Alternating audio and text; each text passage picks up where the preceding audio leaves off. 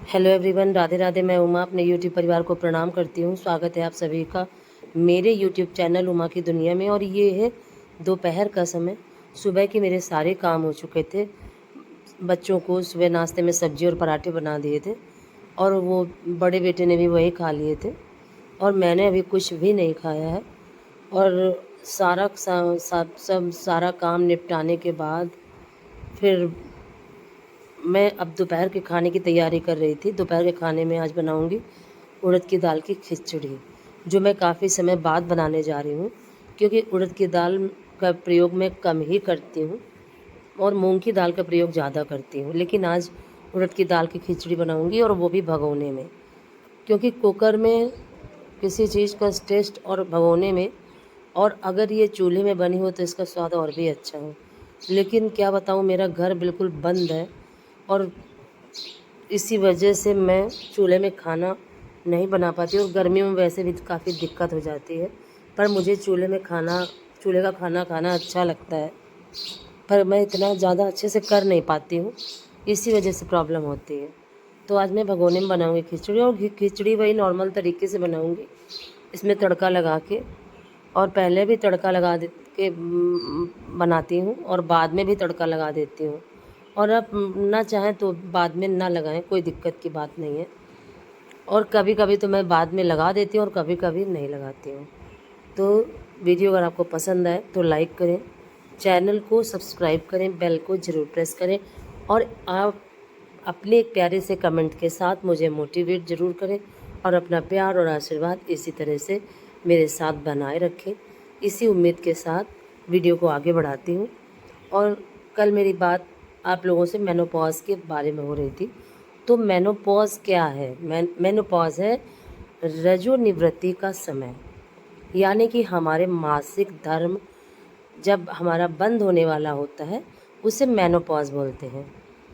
और जब हमारा मासिक धर्म बंद होने की स्थिति में होता है तो उससे कभी कभी 5 साल पहले, कभी कभी 10 साल पहले, यानी कि 35 के बाद ये समय शुरू हो जाता है। और किन्हीं किन्हीं महिलाओं में ये सिम्टम्स इसके ज़्यादा समझ में आते हैं और किन्हीं किन्हीं महिलाओं में ज़्यादा सिम्टम्स समझ में नहीं आते हैं। तो मेनोपॉज जब हमारा पीरियड बंद होने का समय होता है उसे मेनोपॉज कहते हैं, और इस स्थिति से सभी औरतों को गुजरना पड़ता है।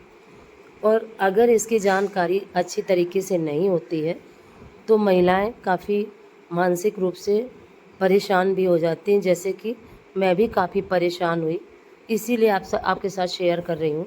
और इसमें काफ़ी हार्मोनल चेंजेस होते हैं, और जब हमारा पीरियड शुरुआत में आना होता है तब भी हमारे हार्मोन्स चेंज होते हैं, और जब जाना होता है तब भी हार्मोन्स चेंज होते हैं। और अच्छे हार्मोन्स अगर हमारे शरीर में बन रहे होते हैं तो हमारा माइंड और शरीर अच्छे से काम करता है। और अगर ज़रा सी भी कोई भी कमी हुई, शरीर में कोई भी दिक्कत हुई, तो फिर ये चीज़ें काफ़ी परेशानी देने वाली हो जाती हैं। तो अपने भारत में 40 के बाद 50 तक का सफ़र मेनोपॉज का माना जाता है, और विदेशों में तो ये काफ़ी लंबे समय बाद होता है, और अपने यहाँ ये काफ़ी जल्दी हो जाता है। और किसी किसी को 50 तक होता है, और वैसे 45 से 50 का समय ही सबसे अच्छा समय है इसके लिए। और इसमें बहुत सारी दिक्कतें भी होती हैं और किसी किसी को कुछ भी दिक्कत नहीं होती।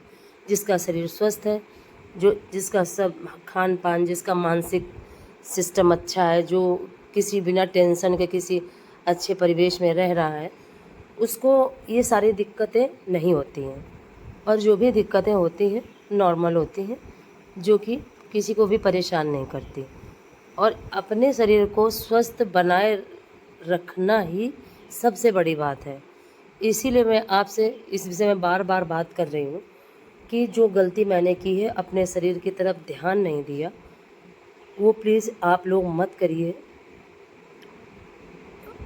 क्योंकि अगर हमारा शरीर स्वस्थ नहीं होता है तो फिर हमें इस चीज़ में काफ़ी प्रॉब्लम्स आती हैं, और शुरुआत में तो समझ में ही नहीं आता कि हमारे साथ क्या हो रहा है। इतने सारे परिवर्तन एक साथ, तो दिमाग तो मेरा काम करना बंद कर दिया था। और वैसे भी मैं डिप्रेशन में पहले से भी थी, और उसके बाद ये इन चीज़ों को फेस करना तो मेरे लिए नॉर्मल चीज़ नहीं थी।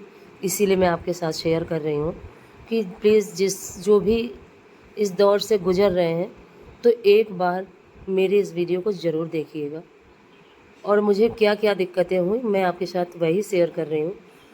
तो इसमें हार्मोन्स चेंज होते हैं, हमारे डाइजेशन का सिस्टम बिगड़ जाता है, हमें नींद नहीं आती है, हमें तनाव जैसा रहता है, हमें काफ़ी थकान जैसी रहती है, हमारे अंदर चिड़चिड़ापन आ जाता है, हमें उलझन जैसी होने लगती है, और कभी कभी हमारे दिल की धड़कन भी तेज़ हो जाती है, और कभी कभी सोते सोते या जागते जागते रात में पसीना शरीर से निकलना एक ये नॉर्मल बात है।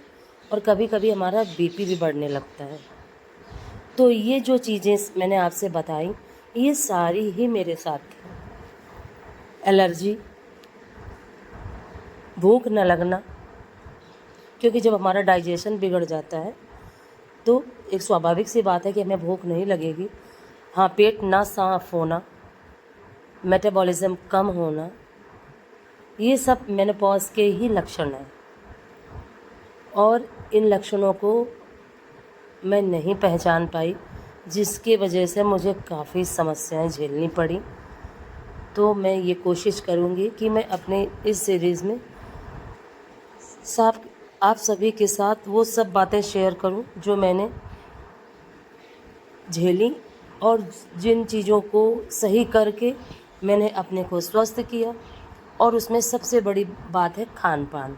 अगर हम अपने खान पान को अच्छा और स्वस्थ रखेंगे तो हमारा शरीर अच्छे ढंग से काम करेगा, और हमारे शरीर का एक एक अंग काफ़ी अच्छे से काम करेगा। ड्राइनेस, रूखापन, बालों का झड़ना, ये सब चीज़ें इसी से जुड़ी हुई हैं। इसके काफ़ी लक्षण हैं, 25 से ज़्यादा लक्षण हैं, और इसमें से मैक्सिमम लक्षण मेरे पास थे जिनको मैंने अपने शरीर में झेला है, लेकिन उस विषय में जानकारी नहीं थी। इसी वजह से काफ़ी परेशान भी हुई, और मानसिक रूप से आप ये समझिए कि मैं तो टूट चुकी थी।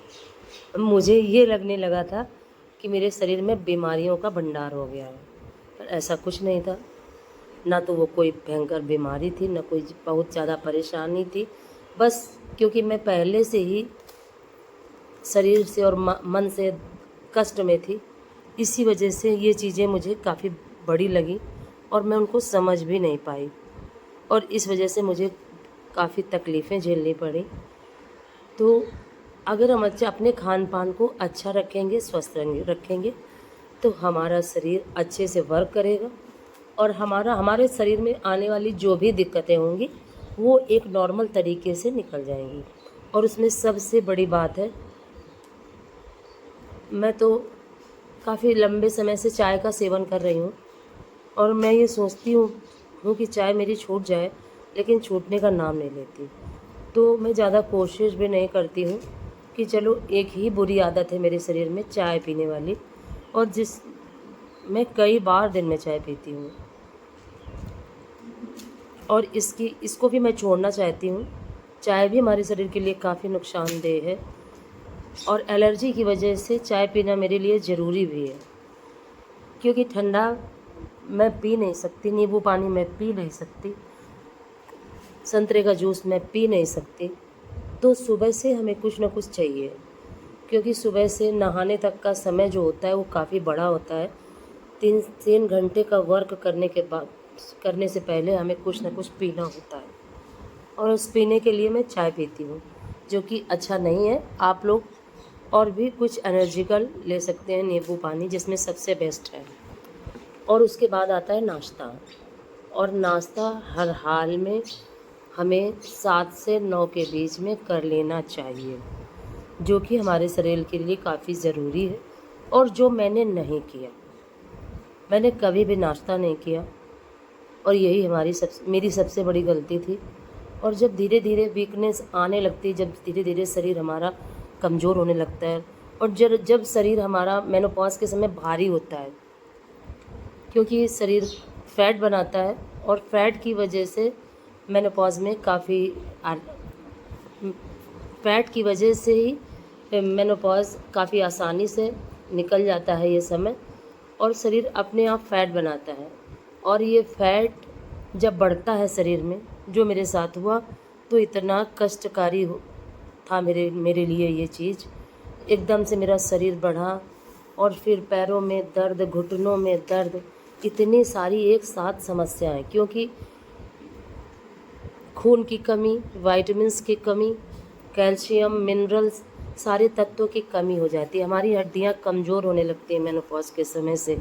जैसे ही प्री मेनोपॉज़ का समय शुरू होता है तो धीरे धीरे हमारा शरीर वीक होने लगता है, और ये कभी कभी 10 साल पहले से शुरू हो जाता है और कभी कभी 5 साल पहले से प्री मेनोपॉज़ का समय शुरू हो जाता है। और प्री मेनोपॉज़ में हम ये समझ नहीं पाते, और मैं तो बिल्कुल भी नहीं समझ पाई, क्योंकि मेरे साथ काफ़ी बदलाव हुआ मेरे शरीर में। मेरा जो पीरियड था वो पहले 8 दिन तक चलता था और फिर एकदम से कम समय के लिए हो गया, और मैं समझ नहीं पाई। तो ये प्री मेनोपॉज़ के बाद जब समय आता है तो शरीर में कमज़ोरी आने लगती है, और इतनी ज़्यादा वीकनेस, फैट बढ़ने के बाद शरीर फूल जाना, और खून की कमी थी उसकी वजह से शरीर और भी ज़्यादा मेरा फूल गया था।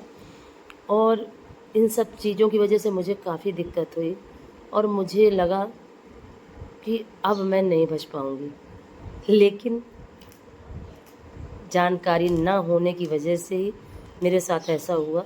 तो मैं आप सभी के साथ इसीलिए कुछ शेयर कर रही हूँ कि प्लीज़ ये चीज़ें नॉर्मल हैं, परेशान मत होइएगा। और अगर आपको मेरी जानकारी कम लग रही हो तो प्लीज़ डॉक्टर से सलाह ज़रूर ले लीजिएगा, क्योंकि डॉक्टर से सलाह लेना काफ़ी ज़रूरी होता है। और कभी कभी कुछ सिम्टम्स ऐसे होते हैं जो मेरे और आपके अलग अलग होते हैं। ज़रूरी नहीं कि जो सिम्टम्स मेरे शरीर में थे वो आपके साथ भी हो, ऐसा कुछ भी नहीं है। और अगर आपको मेरी ये जानकारी अच्छी लगी हो तो मुझे सपोर्ट ज़रूर करिएगा, और मैं आपके साथ कि हम लोग को इस समय क्या खाना चाहिए, किस तरह से रहना चाहिए, किस तरह से एक्सरसाइज करनी चाहिए, सब कुछ मैं आप सभी के साथ शेयर करूँगी। और मेरा यही बिल्कुल मूड हो गया है कि इस सीरीज़ को मैं अभी काफ़ी समय तक समय दूंगी, कि जिससे आप सभी तक काफ़ी जानकारी पहुंच सके। और ये देखिए, है शाम का समय, दोपहर के समय मैंने सिर्फ खिचड़ी बनाई थी और उसके बाद सारे अपने काम किए थे, और फिर ये आरती वगैरह कर चुकी थी, उसके बाद का समय है। और आज बारिश हो रही थी दोपहर बाद से, तो मौसम काफ़ी ख़राब था, तो कपड़े मैं यहीं रख ली थी। और ये देखिए शाम के समय कितना प्यारा मौसम लग रहा था, घर के अंदर भी मुझे काफ़ी अच्छा लगा। तो मैंने सोचा एक छोटी सी क्लिप आपको बना के दिखा देती हूँ। और बारिश के बाद पौधों की जो हरापन होता है पौधों में, वो इतना ज़्यादा अच्छा लगता है। ये देखिए ग्रीनी ग्रीनी दिखाई दे रहे पौधे, और इस तरह से अपने शरीर में जो बदलाव हुए मैं उनको समझ नहीं पाई, और उससे मैं काफ़ी टूट गई। और इन सब चीज़ों के पीछे कहीं ना कहीं हमारा मानसिक संतुलन बिगड़ना ही होता है। और जब तक हम अपने मन को स्वस्थ रखते हैं तब तक हमें किसी चीज़ का कोई बुरा इफ़ेक्ट नहीं पड़ता, और जब हमारा मन खराब होता है तो सभी चीज़ों का इफ़ेक्ट हमारे जीवन में पड़ता है। धन्यवाद।